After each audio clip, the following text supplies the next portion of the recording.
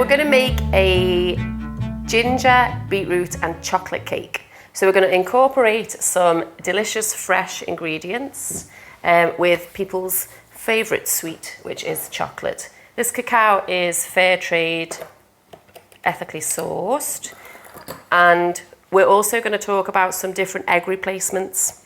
So when you're doing baking with a plant-based diet, where people want to eat familiar foods. So cake is in a lot of people's diet, but as we know, it's ultra processed, there's lots of saturated fat, and there's lots of sugar. So what we're trying to do is replicate those flavors, but still have an enjoyable dessert that people can associate with and can enjoy as part of their normal cultural foods. So this one, we're going to start off with some normal self-raising flour. So I've got about a cup of self-raising flour, and I have got half a cup of brown sugar. To that, we're going to add about a cup of cacao.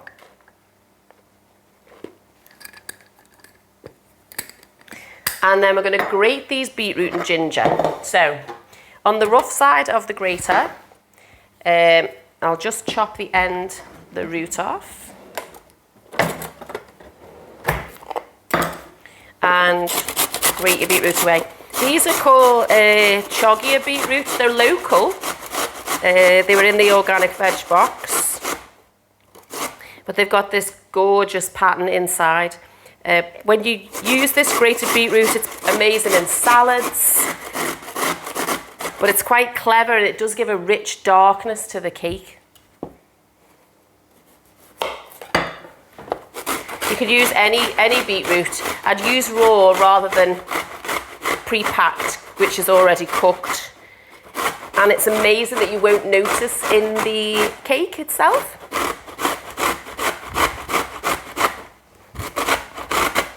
So about a cup of grated beetroot. And then with the ginger,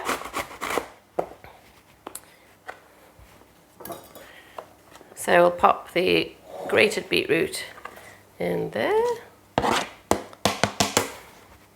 And with the ginger, I'm going to do that on the finer side. So probably a decent chunk of ginger, really. So we'll start off with this big nubbin. I don't bother peeling the ginger. It doesn't seem to make any difference. You might get a little bit of stringiness of the ginger within the cake. But if you want to peel ginger, a little tip is to use a spoon. If you watch, it just comes off very easy, and you just remove the skin rather than slicing it off, where you remove much more than just the skin. You would remove half the ginger.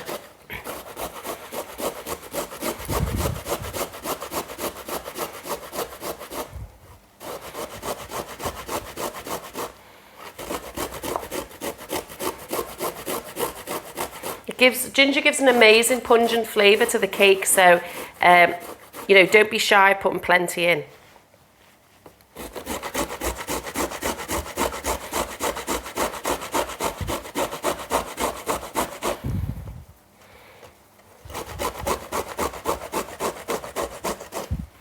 So I'll show you what I've got there.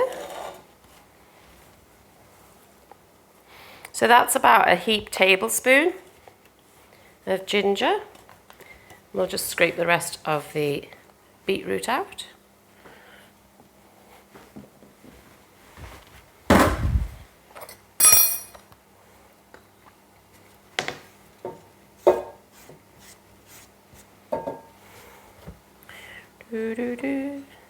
These bits you can use in your stock. You can throw bits like this into your stock for your vegetable stock. It'll just give it an enhanced flavour.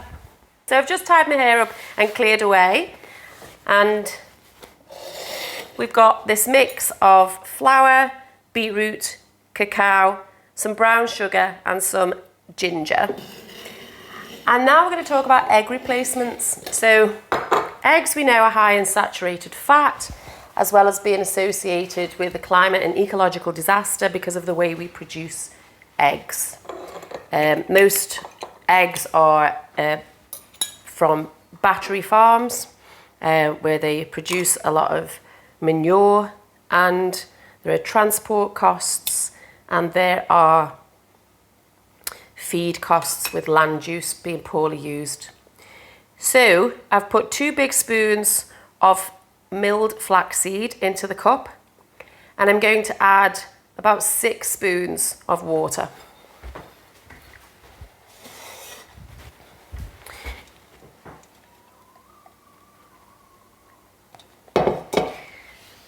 And stir that round. As well as flaxseed, you can use apple sauce. So if you just boil down some apples, you can use bananas. And another trick, which I'm just going to show you now after this. So make sure the flax is all mixed into the water. And then you're going to leave that to rest. You can use the chickpea juice around chickpeas, but occasionally that's salted. And I've never been successful making meringues with it. I think you need to really boil it down and reduce it down to use it. So for this one as well, to add the cake, to just give it a bit of lift. The thing about eggs is they're quite gloopy, so they're quite good for binding, and they give the cake a lot of moisture. Now, we know that we've got beetroot in there, which will also give the cake some moisture, but we'll watch this trick. Actually, I'm going to do it in a glass because it'll show you better.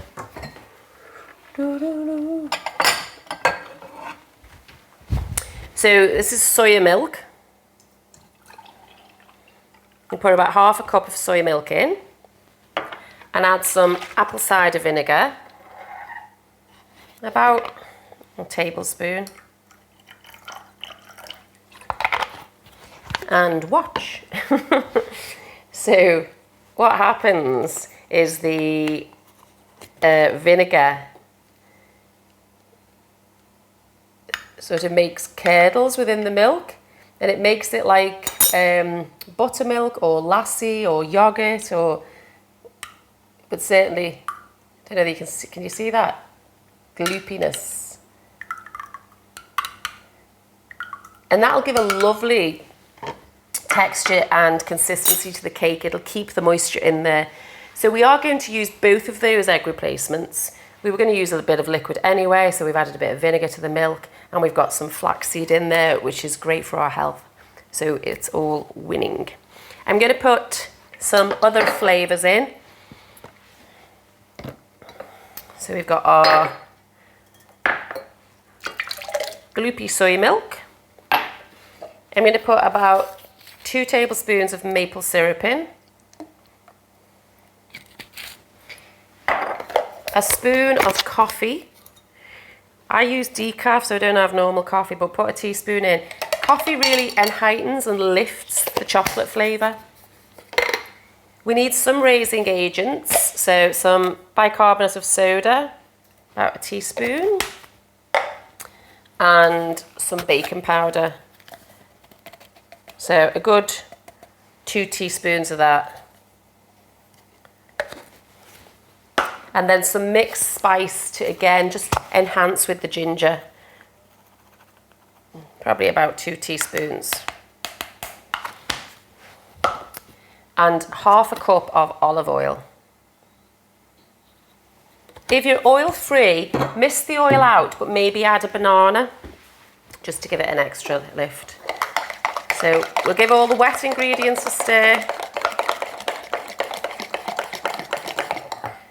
We'll check on our flax egg. Sometimes it goes a bit thick. Your oven's on at 160 degrees, and let's prepare a cake tin. So I use a standard cake tin with a springy form release, and I'm going to just wipe that round with a little bit of oil. I'm just using an unflavoured olive oil there, just so your cake doesn't stick. You can line it with baking paper, but it's not really necessary. And to this, if you wanted any other flavour, so if you wanted some frozen cherries in there to give it that sort of Black Forest gatto, you can just pop them into the mix at the end. Similarly, you could put chocolate chips on the top. You can put extra nuts or seeds in if you wanted. Okay, so the pan's prepared.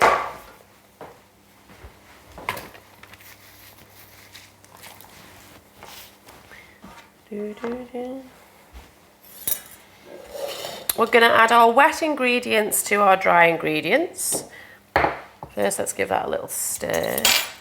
Just mix those up together. Okay. I don't know if you can see this.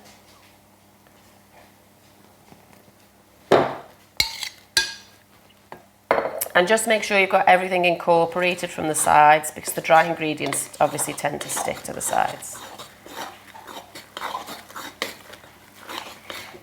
What you'll see the bubbles? So the vinegar and the bicarbonate of soda are reacting as well. It almost looks like a fermented sludge. Then we'll add our flax eggs. And then I'm going to give it a little bit of a whisk.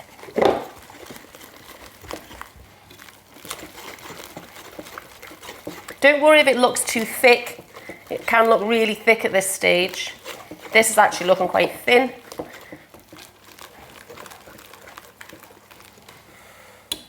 But sometimes it looks, it can look really thick as it just sort of ferments and goes into a clump. All right, so into the prepared tin, pop your cake batter. You can always give it a taste. I mean, I think it's gorgeous, but I love ginger. It gives you a little hint of how the sweetness is. And if you felt, actually, it's just not sweet enough at all, then you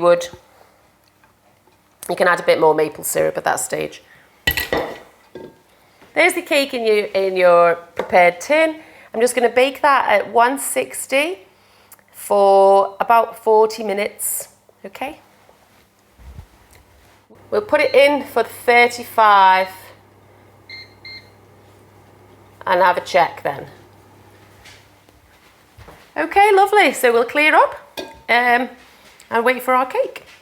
So the cake is ready and has rested in the oven. What you'll find is it will shrink back, but it smells amazing. Now, this cake just gets better and better. So you can eat it now while it's warm, but it actually is delicious if you let it go cold.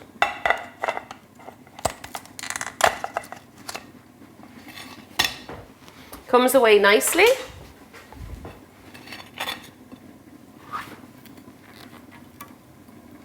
See your light sponge.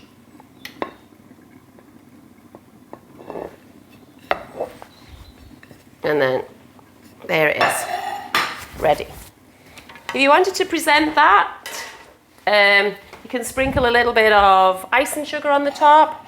It's delicious with yogurt, with raspberries. Just allow some raspberries to defrost from the freezer, but absolutely delicious and a real crowd pleaser. So let that sit and all the flavours will envelop. So there's our chocolate, beetroot and ginger cake.